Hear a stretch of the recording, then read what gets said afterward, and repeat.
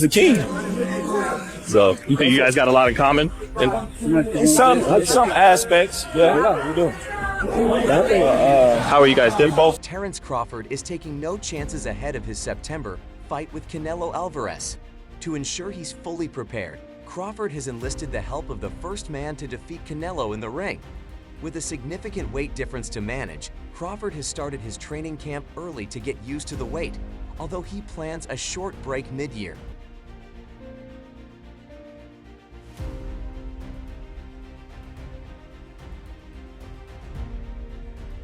Before his upcoming fight, Terence Crawford welcomed Floyd Mayweather to his camp, and the two had a productive time together.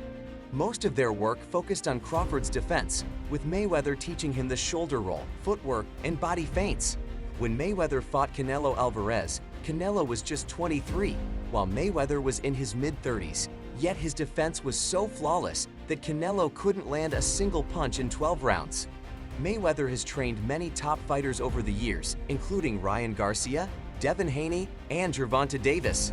Now, Crawford is benefiting from Mayweather's wealth of boxing knowledge, and he shared some thoughts with his fans about their time together. You might wonder why Terence Crawford, with 40 fights under his belt, is seeking Mayweather's help so close to retirement. The reason is simple. Crawford's next fight will be his debut at 168 Alps. As a result, Crawford turned to Floyd Mayweather, a 5-weight class world champion, for guidance. In a recent interview, Mayweather reflected on his famous fight against Canelo Alvarez in that weight class. Gave the sport of boxing their whole life and sacrificed a lot inside that square circle. They should feel that way. So if he feels that way, more power to him. I had one fight, and the fight wasn't. I had one fight at a catchweight, but it wasn't my idea. Anyone can look it up online. It was covered in an article. At one point, Canelo thought I was scared of him, that I didn't want to fight. He said I was avoiding him and offered to meet me at 152 or 152.5 Alps. I called his bluff and agreed to it. If he wanted to fight, we could do it at 152 or 152.5. But when Canelo made weight, there was no clause preventing him from gaining weight afterward. He weighed in at 152 or 152.5, but by the time of the fight, he came in around 168 or close to 170. I, on the other hand, came in at 151 or 152. It was at a catch weight, but it wasn't my idea. So at one particular time, you guys can, anybody, you can go online and pull this up. It was an article. So with Canelo said, I believe Canelo at one particular time thought I was scared of him. Perhaps Terence Crawford felt that Floyd Mayweather's experience was exactly what he needed as he prepares to move to a new weight class in less than a month. Despite the frequent comparisons between Mayweather and Crawford, but never undermined the legacy of the undefeated boxing champion. Crawford has a deep respect for Mayweather, and when asked about their similarities, he had nothing but praise. "He's the king," Crawford acknowledged, showing admiration for Floyd's greatness. Hit, not get hit, and to make the adjustments that he's made to certain fighters, He continued, saying, "We have a lot in common in some ways, but we're also different because I take more chances." Early in his career, Floyd took a lot of risks too. It just depends on which Floyd you're talking about, Money Mayweather or Pretty Boy. Pretty Boy was the destroyer, but then he started having hand injuries and couldn't keep up with the same power as he moved up to fight bigger opponents. I think, I take more chances, right now. But earlier in his career, he was taking a lot of chances as well.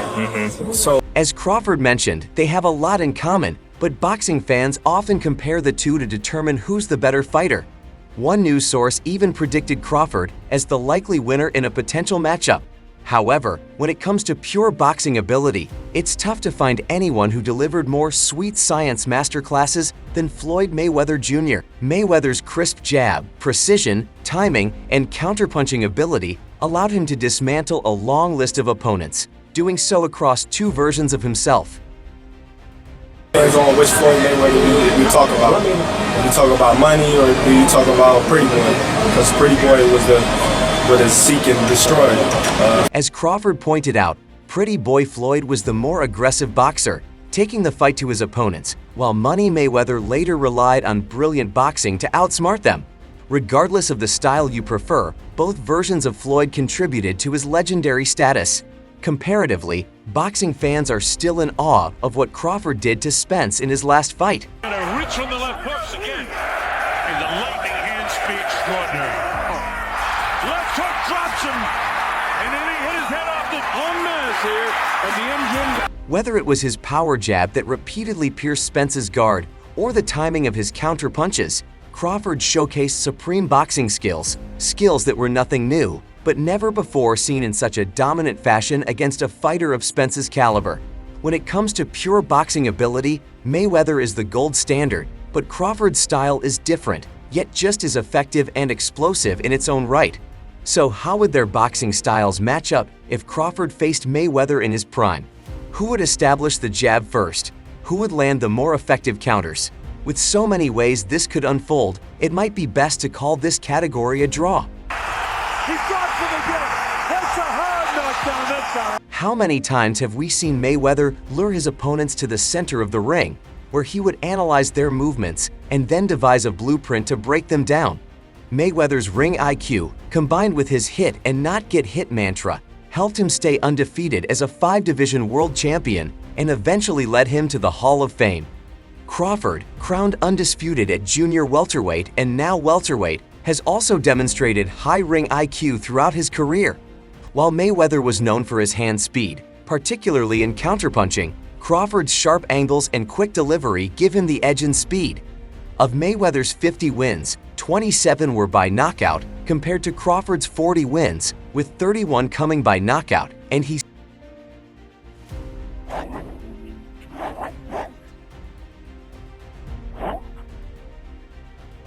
Crawford's brilliance was on full display when he dominated Spence, dropping him 3 times before securing a 9th-round TKO, defeating a power-punching, body-snatching fighter like Spence, who had systematically broken down opponents like Kell Brook, Sean Porter, and Yordenis Uvis to become the unified world welterweight champion, was no small feat, yet Crawford made it look effortless.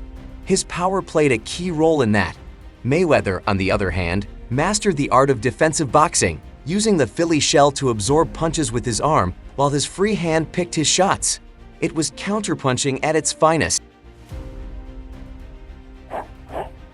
Crawford has slick defense of his own, but Mayweather took defensive boxing to nearly perfect levels.